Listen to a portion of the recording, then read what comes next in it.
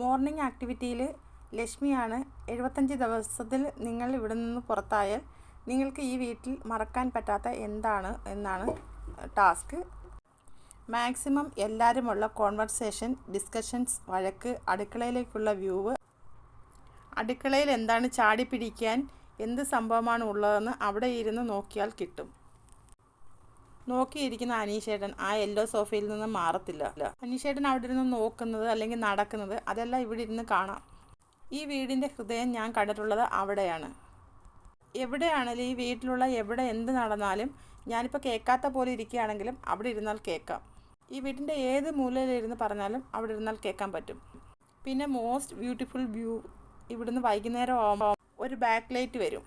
എല്ലാവരും ഇനിയെങ്കിലും അത് യൂസ് ചെയ്യണം. ആ ബാക്ക് ലൈറ്റ് അത് കിഴക്കോട്ട് നോക്കിയിട്ട് ഈവനിങ് ടൈമിൽ അങ്ങോട്ട് ഇരുന്നാൽ ആ ക്യാമറയിൽ നിന്ന് ഇങ്ങോട്ട് വരുന്ന നമ്മുടെ ഫേസ് ഉണ്ടല്ലോ, ബെസ്റ്റ് ഷോട്ട്സ് ബെസ്റ്റ് വ്യൂ, അതാണ് ആ ഏരിയ.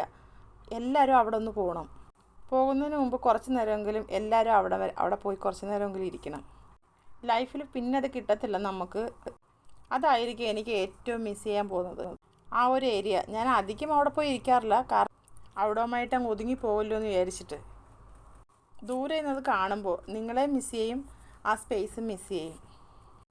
അതാണ് ഈ വീട്ടിലെ ഏറ്റവും മെമ്മറബിളായിട്ടുള്ളൊരു കാര്യം എന്ന് ലക്ഷ്മി. അടുത്തൊരു ലൈവ് അപ്ഡേറ്റുമായിട്ട് ഞാൻ വീണ്ടും വരാം. എല്ലാവരും എൻ്റെ ചാനലൊന്ന് സപ്പോർട്ട് ചെയ്യണേ, സബ്സ്ക്രൈബ് ചെയ്യണേ.